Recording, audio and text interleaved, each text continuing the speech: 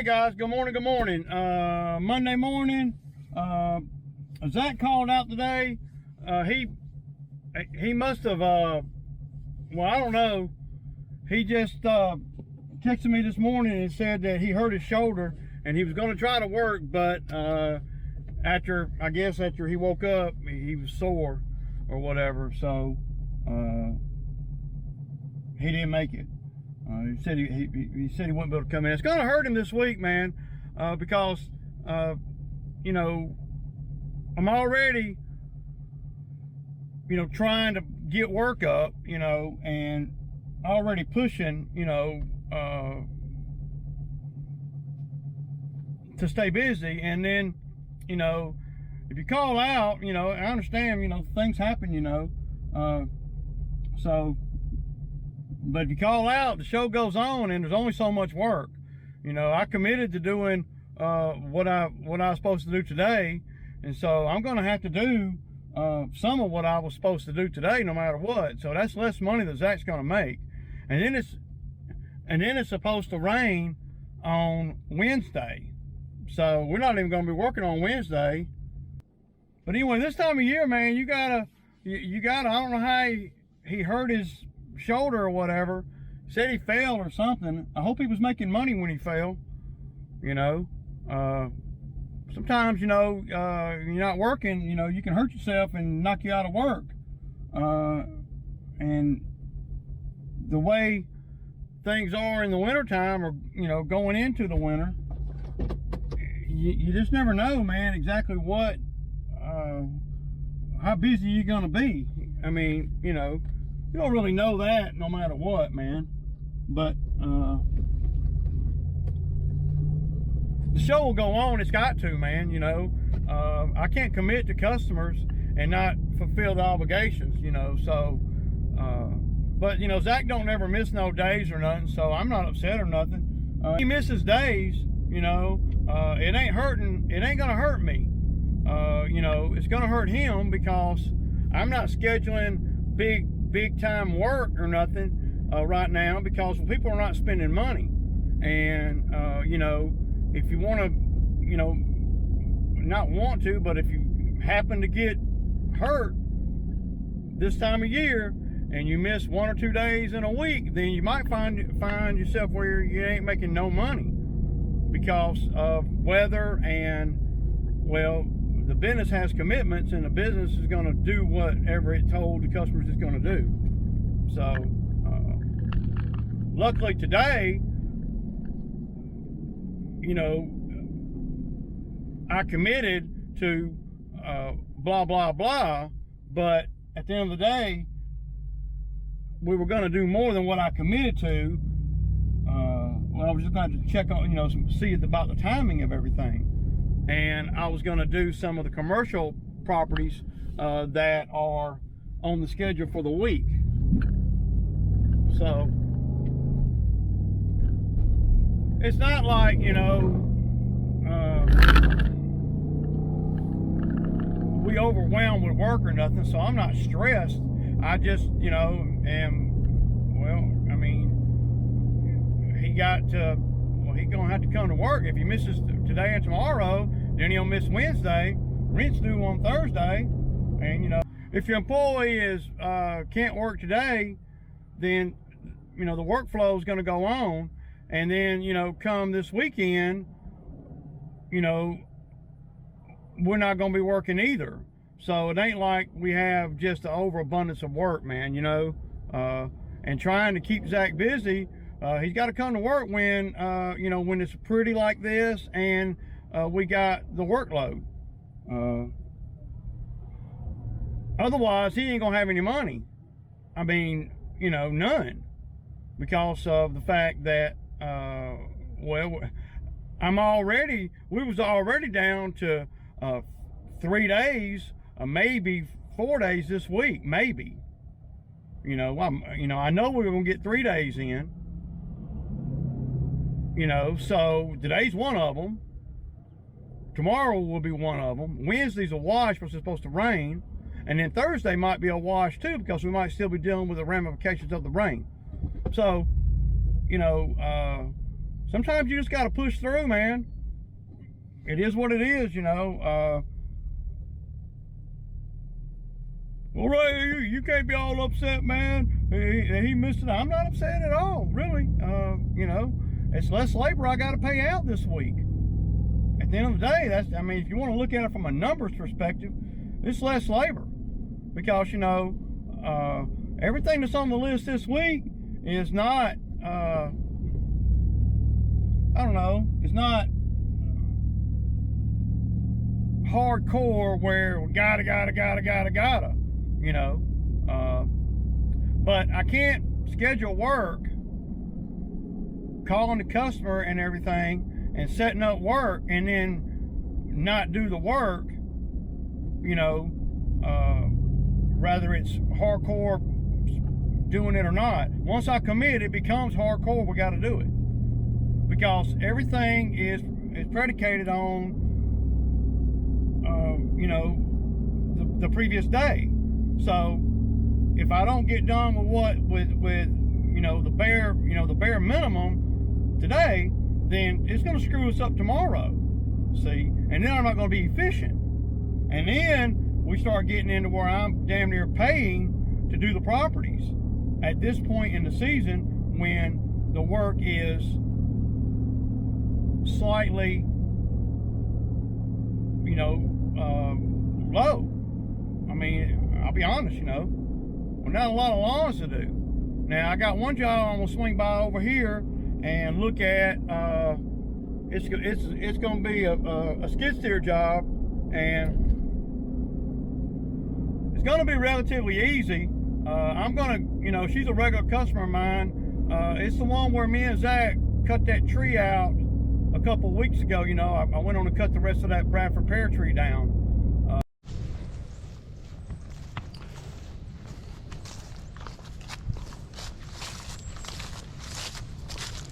So like I was saying before, the battery interrupted me. We'll trim, you know, and I'll just do this with the bush hog. I mean, this is not a whole lot of fanfare here. We got to be able to get sun in here, because y'all see all the moss growing on the grass, and see, these don't look good. And see, if you're not taking care and managing, you know, azaleas like this, then they never look good. It'd just be so much neater if we just had a patch of grass coming from, you know, the house, and then kind of weaving up, you know, I don't know,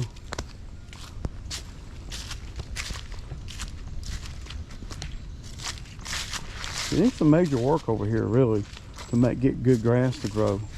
But we're not going to take that tree out. I know we're not going to do that. So but I want to be able to see around the bottom of that tree. So the grass line coming right in right here, all the way down, right? So damn, look at them boots, y'all. Ooh, they're pretty. They're pretty comfortable too, man, I gotta say. So far so good with them. But see, I mean, I can stand right there with the 201T and just cut those two branches right there, and then you just clean the tree up. And man, if I'm her, I dig all this crap out, because this stuff's hard to manage and maintain. You want it to be neat looking, and you can't make it neat looking if you got high maintenance type stuff. I mean, you got way too many trees in here, and there's still going to be a lot of leaves falling into this. And see, that looks terrible. And see, she doesn't want to pay to, and I don't blame her, she just doesn't, you know, to make that neat looking. So I'm going to work a deal with her. This is winter work, and me and her, usually every year we'll end up doing something a little bit, I want to say major, but something where, and it doesn't kill her pocket, and it fills my time where we're not losing money. Now, if I had to, you know, if I had to make a $1,500 a month skid steer payment, well, I wouldn't be able to do this job for what I'm going to charge her for. My thinking is this: 4 hours over here with skid steer, $1,000. And I don't have to haul nothing away. That's my thinking. So if I can spend 8 hours somewhere and make $2 grand, or 1,000 for 4 hours, I can live with that. You know, considering this is about 6 miles from my house. But just to, you know, and see, I'm gonna want to do things over here while I got the bush hog over here that might not even be in the scope. This crap right here, I snatch this shit out so fast. I want to see dirt right here. All this to be dirt shedding away from the driveway. That simple. And there's a big rock somewhere, buried somewhere. Where's it at? Right here. See? There's another piece right here too. So you're gonna throw that in the woods. But getting rid of these trees will enable some sun to come in. It's still not going to be ideal, but you know, it'll be something we can work with. And so from the road, it's a lot of leaves, you know, still.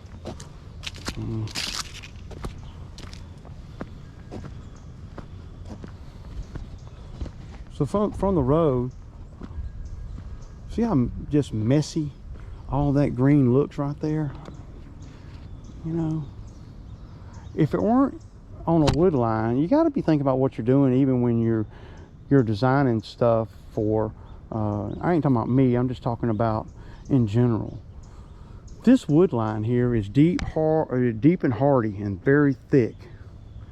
And to put azaleas on the edge of a wood line under a tree like that, where not just one, if it was just one tree, okay, but you're talking about pine needles, every freaking every kind of tree known to man is right here. And so that makes it very difficult to keep this area clean. It does. You want to be able to, in theory, go to the wood line on a lawnmower. And whenever I do stuff like this or think about jobs like this, that's my thinking. I want to make a bang for your buck. That's my thinking. I want to make it look really nice, and we can. I got all the equipment to do it with. So y'all see what I'm thinking, and see, I want to get rid of this pine branch too. You know, everything looks a lot better when you can see through there. You know, with all the branches will be trimmed up high, and then it makes it where grass can possibly grow. And I don't know, I just know that we're going to do one thing at a time. But in order to do one thing at a time, you got to be thinking in terms of the big picture when you start out. Okay, process number one, get rid of the river birch trees. That's going to be the number one thing. And then while we're here with the skid steer, we're gonna, but you have to know what you're looking for in the end result to be the most efficient. You know, so I'm gonna run some ideas by her and all that there and see what she says, because those azaleas are just trashy looking, man, if you ask me. I'm just saying, y'all. Okay, on to a yard now. So my buddy down the street that had a stump grinder, you know, I told you guys about it a few months ago, where he bought a stump grinder and was going in the stump grinding business. Well, I went by his house the other day, and he done bought a skid steer, a brand new 770 Bobcat. I think it's 92 horsepower. Yeah, it's pretty nice machine, man. Very big. He also got a stump grinding attachment for it. Now, I told him, you know, when I was older, I couldn't believe that he got one. I'm happy for him. The skid steer, that's quite a machine. And I know there's people come on the comments saying you can't get one and blah blah blah blah blah. Well, I'm just tell you what he told me. Well, what he told me is that he went down to the dealer right over here in our city, in Peachtree City, Georgia, and left with the machine. Had it in stock, and I know everybody's saying, well, the prices are this or the prices are that. You can't get them. You know, you don't really know all these things until rubber hits the road, until you're actually sitting there at the finance desk or the, you know, the dealer, and they got the machine, and then they got the one you want, and then they break down how much it costs. It's hard to say, well, a Bobcat costs $90,000 or a T77 costs blah blah. There's so many options and stuff. So for the machine that he got and the stump grinder attachment, which is a big attachment, it's really top of the line attachment. He tax, tag, and title, and it's just what he told me. I'm pretty sure he said $105,000 for everything. So I think the machine was around 90. But I mean, it's right up there with the biggest skid steer Bobcat makes. Do they make a bigger one? I guess I could look that up. I don't know. But, and you know what he told me, I hope he don't get mad at me, but what he told me was he put $20,000 down and his payment is $1,500 a month. Now that's a lot to me, you know, and I've been in the business for a long time. He hasn't been in this type of business that long, but for him to be able to get a machine like that and be okay with, you know, spending the money like that, that's pretty, well, ballsy actually, you know, at this time of year, and you got to respect that, man. It's either you're going to either success, you know, when you're an entrepreneur, you're either going to succeed or you're going to fail. And yeah, so he's got everything it takes to really succeed at the end of the day. And this skid steer, and he got a tilt trailer. I think you said $7,000 for the trailer, brand new. So, you know, he's investing a lot of money into this business that he has. He's got a dump trailer. He's already got the $40,000, you know, track stump grinder, the little one, you know. So, you know, he is putting, and I don't know what his financial status is or nothing. I don't know how much money he's got or whatever, but he's put a significant amount of money, you know, I want to say roughly probably $160,000, $170,000 into his business that he just started. And see, I wouldn't have done that. That's just me. But you know, what do I know? I mean, you know, starting out, and only time will tell. You know, starting out in this game, I got to make sure I can make money with it. I ain't no way I'm going to buy a $100,000 machine and I ain't sure. You know, and it's a big machine. So it's not like it's, you know, some little bitty peasy little machine. It's freaking badass.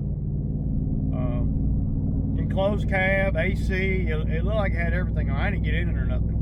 But the tracks are freaking huge. They're wide, real wide. But I'm happy for him. If he's happy and he's not stressed, then I'm happy for him. The good thing about equipment and all is Well, it doesn't really lose its value too tough. You know? You just got to be able to hold on until you start making good money with it. And, you know, $1,500 a month, well, for me, that's a lot of money, you know. And what that does, and I'm talking about for me, what that would do is that would create a huge stress point for me, for a guy like me. Because, see, there ain't no room for failure here. And see, I've kind of built my business on the ability to be able to pay for things as I go. And I've never, you know, signed a loan for, you know, $110,000 or $105,000, and, you know, other than my house, you know, being, you know, more than that, but for a piece of equipment the whole time I've been in business. So you don't really have to do that, but if you got the money and it's, you know, not gonna hurt you, you know, then I guess go for it, right? You know, but time will tell, and I may do a little interview with him if he wants, if he'll, you know, if he'll agree to it, and we can kind of, and because he is a startup. I mean, he just started, and I don't really know all the everything about, you know, why he started it, but he's about my age probably, and he I think he had a job somewhere for a long time, and they, you know, they laid him off, or they laid everybody off, or something happened, and I think that he is you know, trying to make it in this game.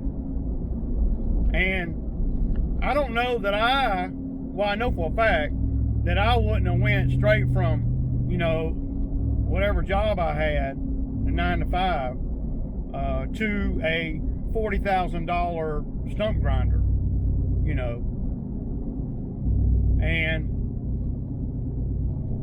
I certainly wouldn't have went from a $40,000 stump grinder to a $100,000 skid steer, all in the course of 6 months. And then, you know, a couple of little things that I'm saying, I hope he don't get mad at me. This is just my thinking. And I told him the same thing, that if I have a, you know, a powerful skid steer like he has, and he bought a powerful stump grinder, and he said that he's grinding some stumps with that new stump grinder, and he's only had this skid steer maybe 2 weeks. He just got it. And he got a grapple bucket. Yeah, but I told him that. Well, let me back up. So we were talking about, you know, I was perplexed on why he would buy a stump grinding attachment for the skid steer and not get rid of the little stump grinder. See, I probably wouldn't have done it like that. I probably would have just, I probably would have sold the stump grinder attachment. I mean, I probably would have sold the stump grinder, the little one, trailer and all, and got my, you know, 40 grand back or whatever. And then I would have used that 40 grand plus the 20 that he put down. I'd have put down $60,000 on the skid steer and all the attachments, you know, and the, you know, the trailer and everything that he got. That's how I would have done it, because there's no point in having a little stump grinder and a big stump grinder. Not down here where I live at. Not in that be your sole income. It's going to be hard to keep a stump grinder busy down here where I'm at. It's a nice thing to have, you know, especially on a skid steer, because you can do big stumps and you can incorporate that with tree work and stuff like that. And if you're in with a tree company or something like that, then, you know, you might be able to justify it. But I don't think I would have bought the attachment. I think I would have just stayed with the little stump grinder, you know, paid for and everything. and made a few more dollars with that to kind of gauge how much money I can make, right, with the little stump grinder versus the skid steer stump grinder. And you know, I probably would have done it like that for a minute before I bought the skid steer stump grinder. See, because those things are not cheap, and he got a good one. It's got the green teeth on it. I bet that stump grinder for the skid steer is every bit of $6,000 or $7,000. They're expensive, man. Maybe more than that. Some of them are a lot more expensive than that. You can get them on up there where they're $10,000, $12,000, $15,000 for attachment. But I wouldn't have done that, considering I already got a small stump grinder paid for, sitting on a trailer ready to go. I just would have kept rolling like that. His thinking was it was taking him too long to do the stumps with the little one compared to that one. But the little one can get into the tight places. You know, I get that, I guess, but I don't know. I don't know if you know. I don't know. It just seems like that's a whole lot of money to be putting out on a business that is not really, you know, that you're not really been in for a long time. Now, if you've been in the business for 15 years or 10 years or whatever, and he ran across some money some kind of way, you know, and you know he you know wanted to spend it that way, then okay, I get it. But just getting laid off my job, he's ballsy, dude. I got to give you that, man. You are really ballsy, man. And you know, he seems like a hard worker. You know, if you're a hard worker, man, it'll pay off for you. You know, but there's no room for error. You know, of course, you know, I'm talking about if it were me. If I spent all that money, then there would be no room for error. It would have to generate money pretty quick. And yeah, you can generate $1,500 a month with a skid steer like that, no problem. It's, you know, but can you do that if you don't really know what you need to know about how much to charge, a customer base, you know, that kind of thing, you know, because, you know, knowledge is everything in this game. And if you don't know, you don't know what you don't know, right? I mean, if you don't know, you don't know. And the only way to know these things is to, well, be in business for a long time and then kind of build as you go, or, you know,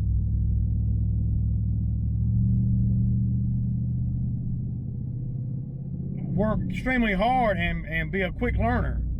He's gonna have to be a quick learner for sure. But you know, I don't know what his financial status is. You know, I know at $1,500 a month, I'd be all stressed out, man, if I had to come up with that. But that can make you work harder. You know, that can make you, you know, chase work. But it'd be hard for him to do work as cheap as I do work, because of the machine not being paid for and of having to come up with, you know, and come off, not just come up with it, but come off that kind of money every month. And it would, if you got plenty of work, it wouldn't be a problem. You can make that in one day. I mean, you know. And he's solo operator. He's just, you know, I'm happy for him though. I really am. You know, just to have the equipment is one thing, but you don't want to have too much equipment. Of course, I'm not really one to talk. I love equipment. But yeah, I just kind of wanted to chat with you guys about that while I was on my way out here. I'm fixing to pull up over here. Y'all seen this property probably 100 times. I probably won't get no footage over here. It's going to be just a typical yard.